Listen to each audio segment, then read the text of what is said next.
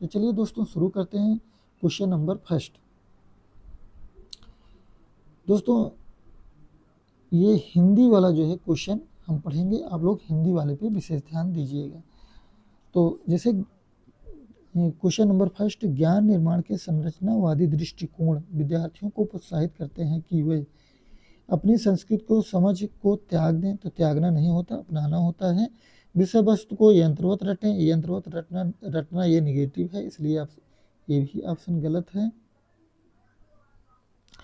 और option number 3, एक समस्या समाधान करने के लिए केवल एक ही तरीका अपनाना चाहिए। तो केवल एक ही तरीका नहीं अपनाना चाहिए, कई तरीके अपना सकता है स्टूडेंट। तो केवल एक ही ये नेगेटिव वर्ड है, इसलिए ये भी ऑप्शन गलत है। अपने सहयोगियों के साथ बातचीत और सहयोग करने में शामिल हो। तो ऑप्शन नंबर 4 सही है।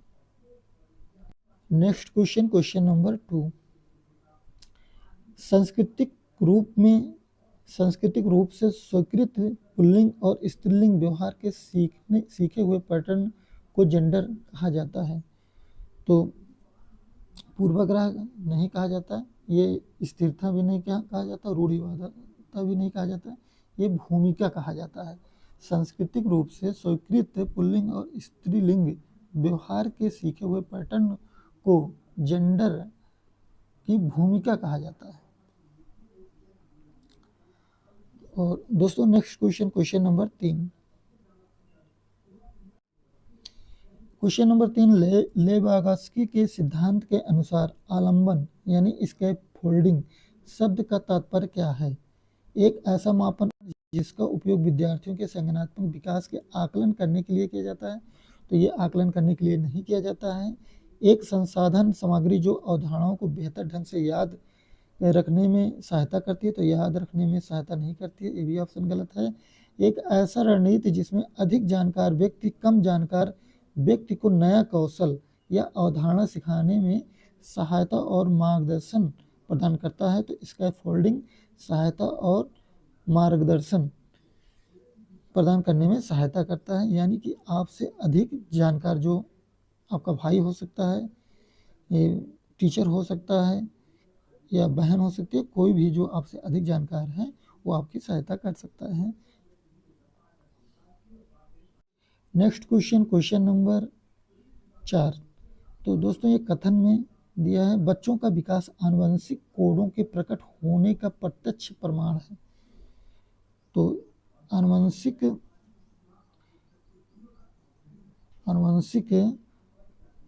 बच्चों का विकास आनुवंशिक कोडों के प्रकट होने का प्रत्यक्ष प्रमाण है। तो बिल्कुल सही है। बाल्यावस्था विकास का एक प्राकृतिक चरण है। तो दोस्तों बाल्यावस्था विकास का एक प्राकृतिक जैविक चरण, यह विकास की जैविक एवं सामाजिक दोनों चरण हैं, यानी कि सिर्फ जैविक चरण नहीं है, ये जैविक और सामाजिक दोनों चरण हैं। तो इसलिए ऑप्शन गलत है। ऑप्शन नंबर ये 1 यानी कि कथन सही है और गलत है। तो ऑप्शन नंबर 1 सही है। नेक्स्ट क्वेश्चन, क्वेश्चन नंबर 5, कथन किसी भी उम्र में शिक्षकों को इस बात पर ध्यान देना चाहिए कि बच्चा क्या नहीं कर सकता है, बजाय इसके कि वे मदद या समर्थन से क्या कर सकते हैं। तो किसी भी उम्र में शिक्षकों को सिर्फ इस बात का ध्यान नहीं देना चाहिए कि बच्चा क्या कर सकता है, तो इस बात का भी ध्यान देना चाहिए कि बच्चा क्या कर सकता है, क्या नहीं कर सकता है। अगर ये ध्यान दे रहे हैं तो इसका भी ध्यान देना चाहिए कि बच्चा क्या कर सकता है। तो ये कथन तो गलत है। लेबागस्की ने प्रस्तावित किया कि सीखने में केवल उन व्यवहारों को समझा जाना चाहिए जो बच्चा स्वतंत्र रूप से कर सकता है। तो केवल जो है ये नेगेटिव वर्ड है। तो दोस्तों इसमें कथन और कारण दोनों गलत है, कथन और कारण दोनों गलत है। नेक्स्ट क्वेश्चन, क्वेश्चन नंबर 6, अवधारणाओं को प्रस्तुत करने का निम्नलिखित में से कौन सा क्रम प्रभावी अधिगम के पक्ष में है? अवधारणाओं को प्रस्तुत करने का निम्नलिखित में से कौन सा क्रम प्रभावी अधिगम के पक्ष में? तो अमूर्त से अमूर्त अवधारणाओं को प्रस्तुत करना चाहिए। और ज्ञात से अज्ञात अवधारणाओं को ज्ञात से, जो ज्ञात है, जो ज्ञान है, पहले से जो जानकारी है वहाँ से शुरू करना चाहिए। तो ज्ञात से अज्ञात की तरफ शुरू करना चाहिए। जटिल से सरल, ये सरल से जटिल की तरफ अवधारणाओं को बताना चाहिए। तो ये ऑप्शन गलत है। प्रतिष्ठित से प्रतीकात्मक, ये भी गलत है। Next question, question number 7। ध्यान न्यूनता अतिक्रियाशीलता विकार वाले बच्चों के लिए निम्नलिखित में से कौन सी एक प्रभावी शिक्षण रणनीति है? ध्यान न्यूनता अतिक्रियाशीलता विकार वाले बच्चों के लिए निम्नलिखित में से कौन सी प्रभावी शिक्षण रणनीति है? तो ऑप्शन नंबर ए, निरंतर महत्वपूर्ण मौखिक प्रतिक्रिया प्रदान करना, लंबे और बिना रुके व्याख्यान करना, ये भी गलत है। दृश्यक सामग्री और हाथों से करने वाले गतिविधियों का उपयोग करना, ये सही है। ऑप्शन नंबर 3 सही है। ऐसे कार्य देना जिसमें बहु कार्य की आवश्यकता हो, तो ये भी गलत है। तो ऑप्शन नंबर 3 सही है दोस्तों। दृश्य सामग्री और हाथों से करने वाले गतिविधियों का उपयोग करना चाहिए। इसमें बच्चा ADHD से पीड़ित बच्चों का ध्यान केंद्रित रखना कठिन होता है, इसलिए इन्हें गतिविधियों, हैंड्स ऑन और दृश्य सामग्रियों में व्यस्त रखना सबसे प्रभावी होता है। Next question, question number 8। कथन शिक्षकों को अधिगम को सख्त अनुशासन से नहीं जोड़ना चाहिए, क्योंकि बच्चे डर और तनाव के माहौल में प्रभावी ढंग से नहीं सीखते हैं। तो बिल्कुल आप ये कथन सही है। प्रारंभिक बाल्यावस्था भाषा के विकास के लिए संवेदनशील अवधि है, तो ये भी प्रारंभिक बाल्यावस्था भाषा विकास के लिए संवेदनशील अवधि है, ये भी सही है। तो कथन और कारण दोनों सही है। कथन और कारण दोनों सही है, लेकिन ए आर की सही व्याख्या नहीं करता है, क्योंकि इस ऑप्शन में बच्चे के डर और तनाव के विषय में दिया है, यहाँ पे भाषा सीखने के विषय में दिया है। तो दोनों अलग अलग, कथन और कारण दोनों का विषय अलग अलग है, इसलिए जो है ए आर की सही व्याख्या नहीं करता है। ए और आर दोनों सही, लेकिन ए आर की सही व्याख्या नहीं करता है। Next question, question number 9। आकलन के उद्देश्य क्या होना चाहिए? विद्यार्थियों की प्रतिक्रियाओं का विश्लेषण, यह पता लगाने के लिए कि वे क्या जानते हैं और समझते हैं। तो ऑप्शन नंबर ये सही है। ज्ञान में अंतर पता लगाने के लिए, ये भी सही है। प्रभावी शिक्षण गतिविधियों की पहचान करने के लिए, ये भी सही है। विद्यार्थियों को तुलनात्मक अंक देने के लिए, तो तुलनात्मक अंक देना ये निगेटिव है, तो इसलिए ये ऑप्शन गलत है। तो ऑप्शन नंबर 1, 2, 3 सही है, तो ऑप्शन नंबर 3 सही है। Question number 10। Next question, question number 10। कथन में दिया अधिगम के लिए मूल्यांकन, बीच में डिस्टर्ब कर।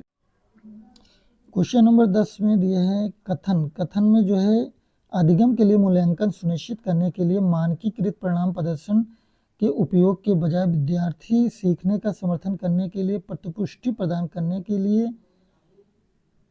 लिए शिक्षक द्वारा किए गए कार्य को शामिल किया जाना चाहिए। तो बिल्कुल शामिल किया जाना चाहिए, ये सही है।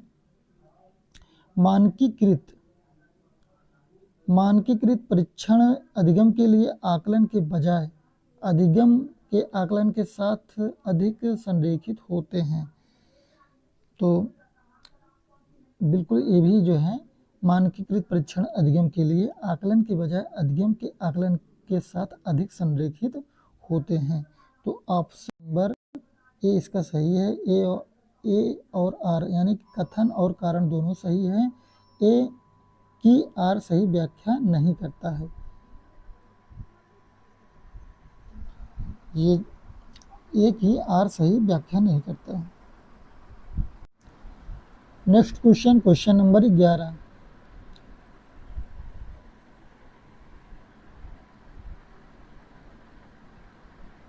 जीन पियाजे के अनुसार बुद्धि सीखने के लिए बुनियादी नींव में परिवर्तन करने की क्षमता है। बुनियादी नींव में परिवर्तन, ये यानी कि स्कीमा। पियाजे के अनुसार स्कीमा ज्ञान की मानसिक संरचनाएं में अनुकूलन और संशोधन ही बुद्धि का आधार है। तो जीन पियाजे के अनुसार बुद्धि सीखने के लिए बुनियादी नींव में परिवर्तन करने की क्षमता स्कीमा के माध्यम से आता है। तो यहाँ स्कीमा सही होगा। Next question, question number 12।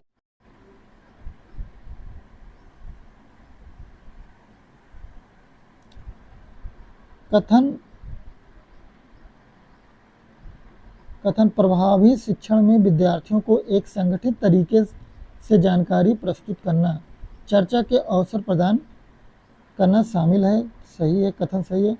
अधिगम प्राथमिक रूप से सूचना को याद रखने और पुनरुत्पादित करने की एक प्रक्रिया है। तो याद अधिगम जो है ये सूचना को याद करने नहीं, सीखने के लिए होता है। तो अधिगम प्राथमिक रूप से रटने और पुनरुत्पादित करने की प्रक्रिया, ये गलत है। ये अधिगम सीखने के लिए होता है। तो कथन तो सही है लेकिन कारण गलत है, यानी कि जो है ऑप्शन नंबर 2 ए सही है, आर गलत है। एक रचनावादी कक्षा का तात्पर्य है, एक रचनावादी कक्षा का तात्पर्य है कई शैक्षणिक रणनीतियों का उपयोग करना, ज्ञान से पुनरुत्पादन पर ध्यान देना, एक प्रशिक्षक के रूप में शिक्षक की भूमिका पर जोर देना, सीखने की एक निष्क्रिय प्रक्रिया के रूप में देखना, सीखने को एक निष्क्रिय प्रक्रिया के रूप में देखना। तो क्वेश्चन नंबर 13 का ऑप्शन नंबर 1 सही है, कई शैक्षणिक रणनीतियों का उपयोग करना। Next question, question number 14। Kohlberg के नैतिक तर्क के किस स्तर पर बच्चे आमतौर पर दूसरों व समाज द्वारा निर्धारित नियमों को पूरी तरह से नहीं समझते? तो ऑप्शन नंबर 4 पूर्व संक्रियात्मक स्तर में। पूर्व संक्रियात्मक स्तर में इसमें बच्चे जो है, इस स्तर पर बच्चे दंड और पुरस्कार के आधार पर निर्णय लेते हैं। समाज के नियमों की पूरी समझ उनमें नहीं होती है।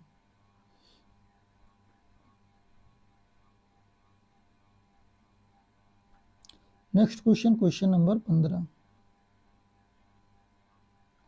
एक शिक्षक को अपनी कक्षा में विचलित होने वाले विद्यार्थियों के साथ कैसा व्यवहार करना चाहिए? उन्हें कड़ी से कड़ी सजा देना चाहिए, तो कड़ी से कड़ी सजा नहीं देना चाहिए। अभिभावकों को फोन कर बच्चों को कड़ी सजा देने के लिए धमकी देना चाहिए, तो ये भी गलत है। प्रत्येक कक्षा के लिए भौतिक पुरस्कार प्रदान करना चाहिए जिसमें वह ध्यान दें, तो भौतिक पुरस्कार नहीं प्रदान करना चाहिए। कक्षा को प्रबंधनीय समूहों में विभाजित करके उन्हें सहयोगात्मक रूप से सीखने के मौके देना चाहिए।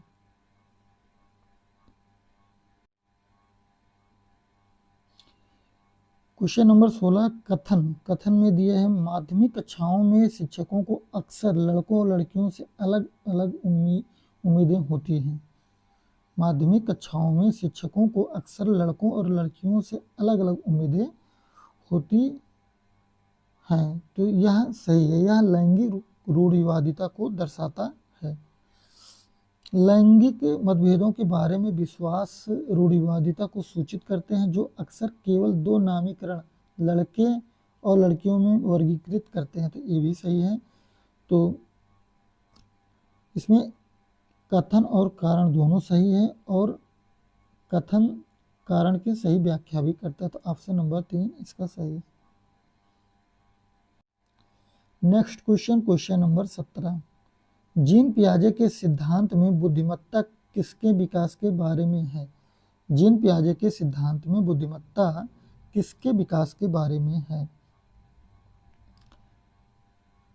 अपनी मूल प्रवृत्ति पर नियंत्रण रखना, ये गलत है। मूल प्रवृत्ति पर नियंत्रण रखना नहीं होता। सांस्कृतिक उपकरणों का उपयोग करने की क्षमता, संज्ञानात्मक। जीन पियाजे संज्ञान से जुड़े हैं। तो ऑप्शन नंबर 3 इसका सही।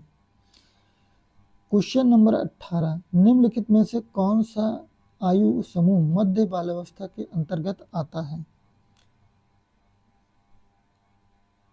तो मध्य बाल्यावस्था के अंतर्गत 0 जन्म से 2 वर्ष तक ये तो शैशवावस्था में आता है, 12 से 16 वर्ष ये किशोरावस्था में आता है, और मध्य बाल्यावस्था ये 6 से 12 वर्ष,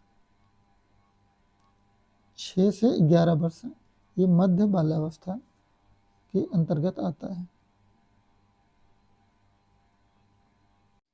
नेक्स्ट क्वेश्चन, क्वेश्चन नंबर 19, पठन वैकल्य डिसलेक्सिया क्या है? पठन वैकल्य डिसलेक्सिया क्या है? तो यह विकासात्मक स्वप्रतिरक्षित विकार है, तो ये नहीं है। विकासात्मक पठन विकार है, विकासात्मक ये लेखन विकार है। तो दोस्तों ये पठन वैकल्य डिसलेक्सिया ये विकासात्मक पठन विकार है। नेक्स्ट क्वेश्चन, क्वेश्चन नंबर 20, समस्या समाधान की प्रक्रियाएं जिससे बाधित होती है। समस्या समाधान की प्रक्रियाएं जिससे बाधित होती हैं, तो अन्वेषण से नहीं बाधित होती है, कलन विधि के उपयोग से इससे भी नहीं बाधित होती है, सदृश सोच से इससे भी नहीं बाधित होती है, प्रक्रियात्मक स्थिरता से समस्या समाधान की प्रक्रियाएं किससे बाधित होती है? प्रक्रियात्मक स्थिरता से बाधित होती है, यानी फंक्शनल फिक्सडेंस से बाधित होती है। Next question, question number 21, question number 21, प्रतिभाशाली बच्चों के बारे में निम्नलिखित में से कौन सा कथन सही है? प्रतिभाशाली बच्चों के बारे में निम्नलिखित में से कौन सा कथन सही है? तो प्रतिभाशाली बच्चों में ज्ञान विशिष्ट क्षेत्र में उच्च स्तर की मानसिक क्षमता होती है। प्रतिभाशाली बच्चे दी गई समस्या के लिए नए और मूल समाधान लेकर आते हैं।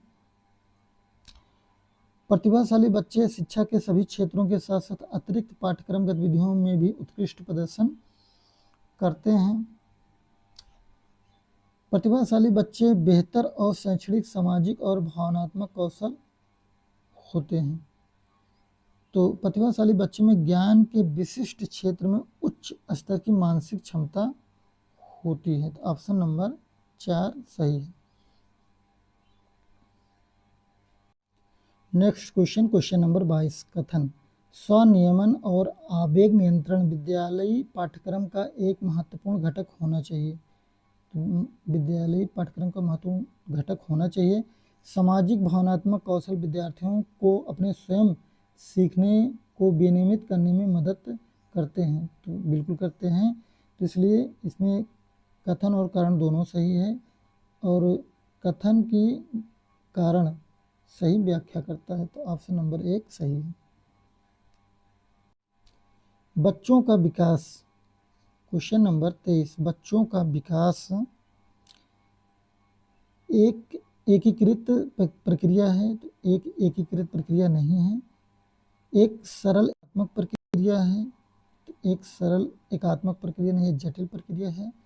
अस्त व्यस्त और अव्यवस्थित प्रक्रिया है, तो एक अस्त व्यस्त और अव्यवस्थित प्रक्रिया नहीं है, व्यवस्थित प्रक्रिया का एक सटीक अनुमान लगाया जा सकता है, तो ऑप्शन नंबर 4 सही है। बच्चों का विकास का सटीक अनुमान लगाया जा सकता है, विकास की दिशा और पैटर्न काफ़ी हद तक अनुमान लगाया जा सकता है। नेक्स्ट क्वेश्चन, क्वेश्चन नंबर 24, प्रमस्तिष्क घात के प्रारंभिक लक्षणों को में लंबे विलंब से पहचाना जा सकता है, तो सूक्ष्म गतिक और स्थूल गतिक कौशल से। नेक्स्ट क्वेश्चन, क्वेश्चन नंबर 25, शरीर और मस्तिष्क की वृद्धि, संवेदी क्षमताएं और गतिक कौशल किसके हिस्से हैं? तो यह किसके हैं? ये शारीरिक विकास के कौशल हैं, शारीरिक विकास के। शरीर और मस्तिष्क की वृद्धि, संवेदी क्षमताएं और गतिक कौशल किसके हिस्से हैं? तो शारीरिक विकास के हिस्से हैं। नेक्स्ट क्वेश्चन, क्वेश्चन नंबर 26, निम्नलिखित में से कौन से कारक प्रारंभिक बाल्यावस्था के दौरान वृद्धि और विकास में योगदान देते हैं? निम्नलिखित में से कौन से कारक प्रारंभिक बाल्यावस्था के दौरान वृद्धि और विकास में योगदान देते हैं? तो सांस्कृतिक प्रथाएं,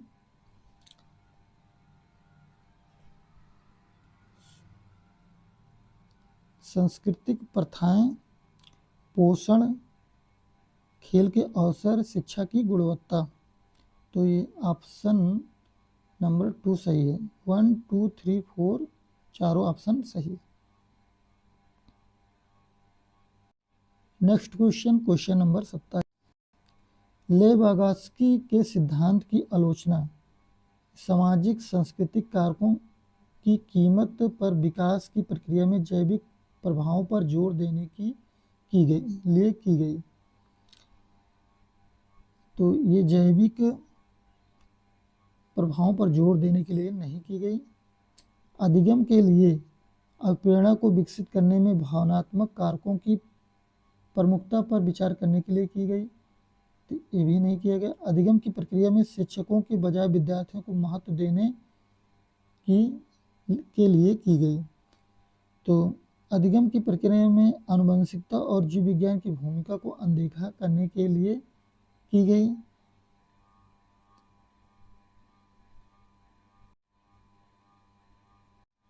नेक्स्ट क्वेश्चन, क्वेश्चन नंबर 28, बच्चे प्रदर्शित करते हैं जब जानकारों की पहचान करने के लिए अपनी मानसिक संरचना में घोड़ों को पहचानने के लिए नया स्कीमा जोड़ते हैं। तो ये नया स्कीमा जोड़ना ये क्या है? समायोजन है।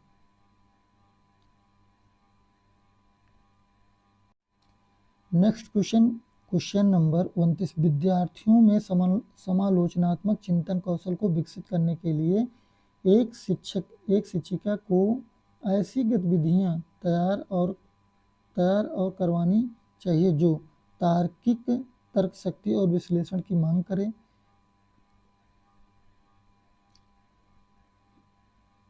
पहले सीखी हुई अवधारणाओं की केवल ये नेगेटिव है, तो इसलिए ऑप्शन गलत है। ये यंत्रवत याद रटने की मांग करे, तो याद करना और रटना ये भी गलत है।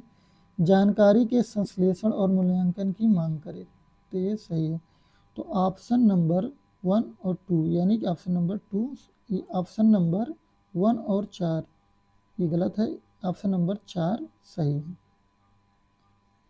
1 और 4 वाला ऑप्शन ये सही है, option number 4। Next question, question number 30, कथन समावेशन में भिन्नताओं की स्वीकृति होती है, यह सुनिश्चित करता है कि बहिष्करण से सभी रूप हटा दिए जाएं।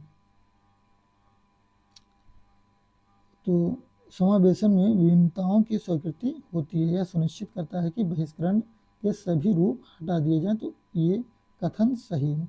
विविधता को एक बाधा के रूप में देखने के बजाय उसे महत्वपूर्ण मानना चाहिए। विविधता को बाधा के रूप में देखने के बजाय उसे सहयोगी के रूप में देखना चाहिए।